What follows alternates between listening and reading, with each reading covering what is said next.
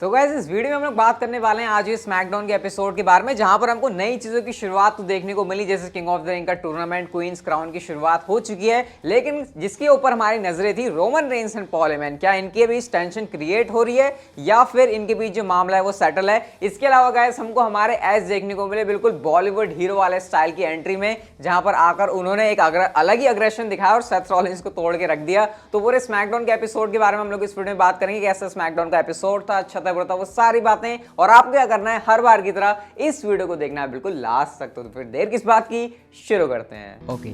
Hello chatters, my name is Rohit and you are watching Wrestle Chatter. सबसे पहले guys हमको जो show की स्टार्टिंग है वो देखने को मिलती है कॉन्ट्रैक्ट साइनिंग से, जैसे कि WWE ने एडवर्टाइज किया था। लेकिन ये कैसी कॉन्ट्रैक्ट साइनिंग है कि रिंग के अंदर है बियांका ब्लेयर, अनाउंसर टेबल के ऊपर चढ़ी हुई है साशा बैंक्स, और जहां पर एंट्रेंस होती है वहां पर है बेकी लिंच अपनी टेबल बिछा के। तो ये मेरे को बड़ा अजीब सा सेटअप लगा, पता नहीं ये कैसी कॉन्ट्रैक्ट साइनिंग हो रही है। वहां से बेकी लिंच अपनी चैंपियन होने के ऊपर चढ़ रही हैं, साशा बैंक्स वहां से कह रही हैं कि तुम दोनों मेरे से जलती हो क्योंकि तुम दोनों में जितनी अटेंशन ग्रैब नहीं करते उससे ज्यादा अटेंशन तो मैं ग्रैब कर लेती हूँ, तो इसकी तुमको जो चिड़ा है। बियांका ब्लेयर कहती है अरे तुम क्या बात कर रही हो, अगर तुम में दम है तो दोनों अंदर तो आके दिखाओ, तब तो मैं यहाँ पर कुछ मानूं। और जो बेकी लिंच तुम्हारे साथ हुआ था ना समर स्लैम के अंदर, जो तुम मेरे से जीत गई थी, वो तुम्हारा लक अच्छा चल गया था, वरना तुम्हारा कोई चांस नहीं बनता था। तो यहाँ पर कॉन्ट्रैक्ट साइनिंग तो नहीं हो रही थी, पता नहीं कुछ अलग ही हो रहा है यहाँ पर। और फिर उसके बाद जब बेकी लिंच गुस्से में आकर बियांका ब्लेयर के ऊपर अटैक करने की कोशिश भी करती हैं, तो साशा बैंक्स यहाँ पर आ जाती हैं। इनके बीच हमको तगड़ी सी ब्रॉल देखने को मिलती है, और बियांका ब्लेयर ने एक ऐसा स्पॉट किया जिससे मुझे याद आया जो स्पॉट जॉन सीना ने किया था। वो याद है आपको, जॉन सीना ने कैसे अपने कंधों के ऊपर एक सेम टाइम पर बिग शो और एज को उठा लिया था। तो ये कुछ सिमिलर था। वैसे जॉन सीना की ताकत काफी ज्यादा है, बियांका ब्लेयर की भी ताकत काफी ज्यादा है विमेंस डिवीजन के हिसाब से। उन्होंने केओडी फिनिशर लगाने के लिए सेम टाइम पर साशा बैंक्स को भी उठा दिया और बेकी लिंच को भी उठा दिया। हालांकि साशा बैंक्स बाद में वहां से गिर जाती हैं, मतलब वो खुद ही उन्होंने अपने आप को एस्केप कर लिया। लेकिन एक बहुत ही तगड़ी हमको क्लोजिंग यहाँ पर देखने को मिलती है, जब साशा बैंक्स बिछी होती हैं टेबल के ऊपर और उसके ऊपर अपना फिनिशर केओडी लगा दिया बियांका ब्लेयर ने बेकी लिंच को पटक के। तो यहाँ पर काफी स्ट्रॉन्ग स्टेटमेंट दे दिया बियांका ब्लेयर ने कि नहीं, वो चैंपियनशिप हारी थी, वो सच में शायद एक लक था बेकी लिंच के लिए और दोबारा से वो इस चैंपियनशिप को जीतने वाली हैं। हालांकि क्राउड यहाँ पर साशा बैंक्स को तगड़ा वाला सपोर्ट कर रहा था, वैसे तीनों को ही कर रहा था, लेकिन साशा बैंक्स के लिए थोड़ा सा लग रहा था कि ज्यादा है। तो ये जो है ओपनिंग में था। कॉन्ट्रैक्ट साइनिंग यहाँ पर कहीं पर भी नहीं हुई, जो होता है वो बैक स्टेज ही होता है कॉन्ट्रैक्ट साइनिंग के नाम पर। तो कॉन्ट्रैक्ट साइनिंग में बवाल होता है, लेकिन यहाँ पर सिर्फ बवाल था, कॉन्ट्रैक्ट साइनिंग यहाँ पर कुछ थी नहीं। लेकिन हाँ फिर भी जो भी है, ओपनर के हिसाब से विमेंस डिवीजन को WWE पुश कर रही है और वो चीज क्राउन जूल में लीड करने वाले, तो उससे हमको ये चीज जो है क्लियर पता लग रही है।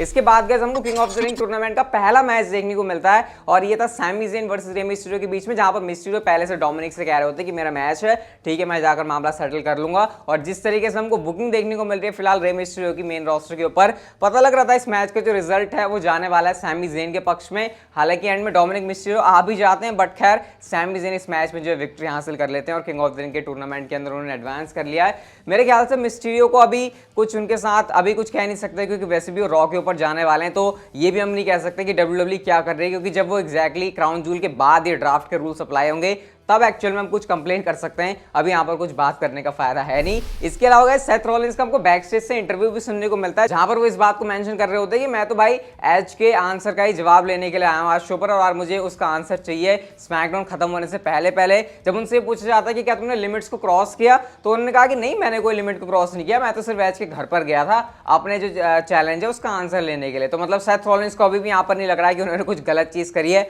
और अभी शो के मेन इवेंट में कुछ बड़ी इंटरेस्टिंग चीजें होती हैं, उसके बारे में मेन इवेंट के अंदर ही बात करेंगे। लेकिन नेक्स्ट हमको क्वींस क्राउन के टूर्नामेंट का पहला मैच देखने को मिलता है, और ये था जेलिना वेगा वर्सेस टोनी स्टॉर्म के बीच में। बहुत सारे लोगों की टोनी स्टॉर्म पिक थी इस क्वींस क्राउन टूर्नामेंट को जीतने के लिए, एंड गेस व्हाट, पहला ही मैच टोनी स्टॉर्म हार गई हैं और वो सीधा एलिमिनेट हो गए इस टूर्नामेंट से, क्योंकि जेलिना वेगा ने यहाँ पर टोनी स्टॉर्म को हरा दिया है। जेलिना वेगा के लिए डेफिनेटली काफी बड़ी विक्ट्री है, लेकिन जिस तरीके से टोनी स्टॉर्म मैच के अंदर बुकी, मैं कह सकता हूँ कि उनको बहुत ज्यादा वीक दिखाया गया। अब क्योंकि वो मतलब टोनी स्टॉर्म मेरे ख्याल से एक बड़ी स्टार हो सकती है, बट जैसे उनकी यहाँ पर बुकिंग हुई है अब कुछ नहीं कह सकते यार। अब एक सुपरस्टार को हारना था, अब दोनों सुपरस्टार लड़वा दिए, तो जेलिना वेगा यहाँ पर जीत गई है। इससे ज्यादा यहाँ पर इसके ऊपर कुछ कमेंट नहीं किया जा सकता।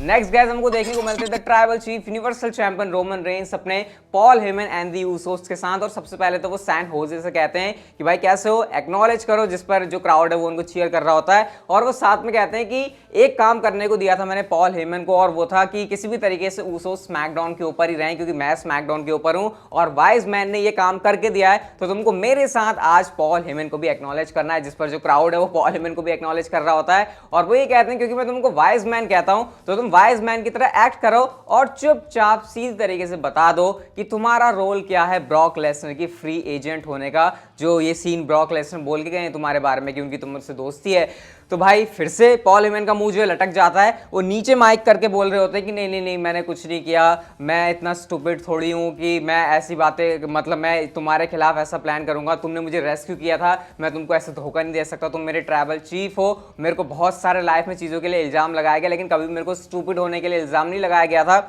और यहाँ पर मैं तुमसे बात क्लियर करके कह देता हूँ। अब ये सारी बातें पॉल हेमन ना ऐसे नीचे करके बोल रहे होते हैं। रोमन रेंस कहते हैं भाई ये बात तू जरा ऊपर देख के बोल, मेरी आंख में आंख डाल के बोल और ब्रॉक लेसनर से सीधा बोल, क्योंकि ब्रॉक लेसनर को वो ये कह रहे होते हैं कि क्राउन ज्वेल में ब्रॉक लेसनर हारेगा। तो इसके बाद पॉल हेमन एकदम से पता नहीं कौन सी एनर्जी उनके अंदर आ गई, वो सीधे देखते हैं कैमरा के अंदर और वो ये कहते हैं कि अंडरटेकर के साथ जब ब्रॉक लेसनर का मैच था तो मैंने कह दिया था कि ब्रॉक लेसनर अंडरटेकर को हराने वाला है। और अब जब ब्रॉक लेसनर के सामने रोमन रेंस आ चुका है तो एक बार फिर से मैं ये कह रहा हूं और वो अपनी वही लाइन बोलते हैं कि ये कोई प्रेडिक्शन नहीं है बल्कि ये स्पॉइलर है कि ट्राइबल चीफ ही वॉकआउट करेगा क्राउन ज्यूल से एज योर यूनिवर्सल चैंपियन। और ऐसा कहने के बाद वो बिलीव दैट भी कहते हैं और वो माइक थ्रो करके वहां से चले जाते हैं। मतलब यहाँ पर अभी के लिए, फिलहाल के लिए, ध्यान से सुनना, अभी के लिए फिलहाल के लिए जो मामला है वो Roman Reigns and Paul Heyman के बीच कूल एंड काम लग रहा है, क्योंकि जो काम था पॉल हेमन ने वो भी कर दिया और रोमन रेंस के सामने वो प्रूव भी कर रहे हैं कि भाई ब्रॉक लेसनर झूठ बोल रहा है और ये जो सारी बातें इसके फेर में तुझे बिल्कुल भी नहीं आना चाहिए। तो बड़ा इंटरेस्टिंग यहाँ पर ये लगा।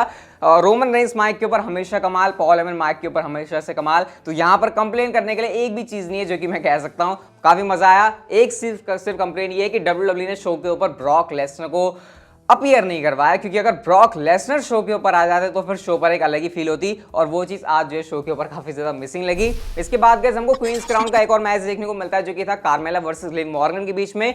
लिव मॉर्गन वो सुपरस्टार जो कि काफी सारे लोगों की पिक थी कि वो इस क्वींस क्राउन टूर्नामेंट को जीतने वाली है, एंड गेस व्हाट, वो भी पहली मैच के अंदर हार चुकी है और एलिमिनेट हो चुकी है इस टूर्नामेंट से, क्योंकि कार्मेला इस मैच को जीत गई हैं और वो आगे एडवांस करने वाली हैं इस टूर्नामेंट के अंदर। तो काफी वियर्ड से रिजल्ट हमको क्वींस क्राउन टूर्नामेंट के अंदर जो है देखने को मिलते हैं। इसके बाद हैप्पी टॉक का सेगमेंट था जहां पर मैडकैप, मॉस एंड कॉर्बिन आते हैं और इससे हमको पता लगता है कि WWE ना अपने जो फैंस हैं, जो अपने व्यूअर्स हैं, उनके टाइम की वैल्यू नहीं करती, क्योंकि उन्होंने ऐसा बकवास सा सेगमेंट ये दिखाया। ये चीज हम पास में भी देख चुके हैं कि हैप्पी टॉक का सेगमेंट चल रहा है, हंस रहे हैं, ओवंस आते हैं, ओवंस के ऊपर अटैक होता है, उसके बाद दोनों हंस रहे हैं। सेम वही चीज WWE ने शो के ऊपर बुक करी। अगेन मैं इस बात को समझता हूं कि केविन ओवंस रॉ के ऊपर जाने वाले हैं तो उनके लिए कोई कंक्रीट प्लान्स हो नहीं सकते स्मैकडाउन के ऊपर, लेकिन ऐसा सेगमेंट दिखाने की बजाय भाई हमको कुछ ना ही दिखाओ, तुम कोई एक मैच दूसरा बुक कर सकते हो, क्योंकि ये मेरी कंप्लेन रहेगी यहाँ पर। और मैं भी एज कंटेंट क्रिएटर ये सोचता हूँ कि भाई एक एक शब्द जो मैं बोल रहा हूँ उसकी वैल्यू होनी चाहिए। तो WWE भी या तो समझ नहीं रही इस बात को कि हम दिखा क्या रहे हैं, या फिर उनको लगता है कि एक्चुअल में ये वाला सेगमेंट इतना अच्छा था, मैं इसके बारे में कम से कम बात करूं तो वही से रहेगा,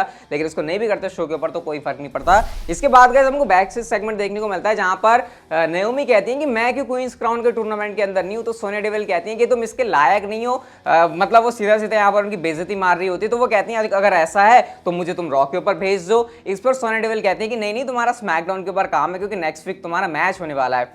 किसके against? Sonia devil versus Naomi के बीच गाइस आपको मैच देखने को मिलेगा। बात खुद से सोनिया डेविल ने बताई, मतलब next week in ring return करने वाली है सोनिया डेविल। ये बड़ी इंटरेस्टिंग चीज रहने वाली है, क्योंकि अभी तक वो WWE ऑफिशियल के तौर पर काम कर रही हैं, तो अब रिंग में वो लौटेंगी तो देखते हैं वो उसका कितना ज्यादा एडवांटेज यूज करती है। मतलब ये थोड़ा अथॉरिटी फिगर जैसा सीन हो गया, अभी उतना ज्यादा आगे लेके नहीं जाएंगे, लेकिन फिलहाल देखते हैं नेक्स्ट वीक इनके बीच क्या होता है। इसके बाद guys king of the ring tournament का हमको एक और मैच देखने को मिलता है, और इस टूर्नामेंट वाले जो मैच उसमें सबसे बेस्ट मैच यही वाला था, क्योंकि मैच के अंदर जो परफॉर्मर्स से वो थे सिजारो एंड फिन बैलर। बहुत अच्छा मैच हमको इन दोनों सुपरस्टार्स के बीच देखने को मिला स्मैकडाउन से। आपको इस मैच को देखने में काफी ज्यादा मजा आएगा, और जो रिजल्ट है वो भी मेरे ख्याल से WWE को पिक करने में दिक्कत हुई होगी, लेकिन क्योंकि मोमेंटम के ऊपर अभी ज्यादा फिन बैलर हैं तो ऑब्वियसली यहाँ पर उनको विक्ट्री दिलाना WWE ने सही समझा, और यही डिसीजन था इस मैच के अंदर, क्योंकि फिन बैलर ने इस मैच में जीत हासिल कर लिया है और वो एडवांस करने वाले किंग ऑफ द रिंग के इस टूर्नामेंट के अंदर।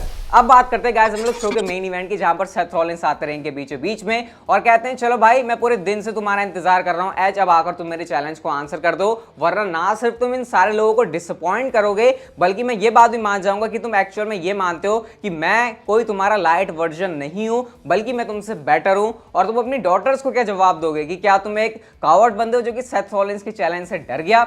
इतने में टाइटनट्रॉन स्क्रीन के ऊपर क्या होता है, एक गाड़ी आती है जिसमें होते हैं एज और वहीं से एज का थीम सॉन्ग प्ले होता है। बैक स्टेज से एंट्री करते हुए एरेना के अंदर आते हैं एज और जैसे ही ये चीज सेथ रॉलिंस ने देखी, सेथ रॉलिंस की हो जाती है फटके 4। वो लेके आते हैं स्टील चेयर कि भाई मैं कुछ करूंगा एज के साथ, लेकिन जिससे पहले कि वो कुछ करते एज की तरफ से कमाल का क्या परफेक्ट डिलीवरी थी यार स्पीयर की। मतलब इस वाले स्पीयर को देख के ना आपको मजा आ जाएगा। सेथ रॉलिंस ने बहुत अच्छी तरीके से उसको सेल भी किया और इसके बाद जो जाके जो है एज का स्पीयर पड़ता है। इसके बाद बाहर जाकर भी अनाउंसर टेबल के ऊपर जो है सेथ रॉलिंस को उन्होंने घुसेड़ दिया। इनके ऊपर अटैक करने की कोशिश हो रही होती है, ब्रॉल हो रहा होता है और एज जो है वही अपना चेयर तोड़ने के बाद वो जो स्टिक है, वो जो रॉड है वो लेकर आ जाते हैं और वो जो क्रॉस फेस लगाते हैं वही लगाने की कोशिश करते हैं। हालांकि सेथ रॉलिंस को लगा कि भाई मैंने गलत पंगे ले लिए एज से और वो वहां से भाग जाते हैं। और जो एक्सप्रेशन दे रहे थे ना भाई एज, क्लियर पता लग रहा था कि वो कितने ज्यादा गुस्से में है। अच्छा, वीडियो एडिट करते करते दिखाई दिया कि भाई ये तो बताना ही भूल गया आपको कि एज और सेथ रॉलिंस का मैच हेल इन अ सेल वाला होने वाला है। तो मतलब देख लो भाई WWE क्राउन जूल को किस लेवल तक लेकर जाने वाली है कि भाई जो भी है जैसा भी है जितना मैक्सिमम हम लोग डिलीवर कर सकते हैं वो करेंगे।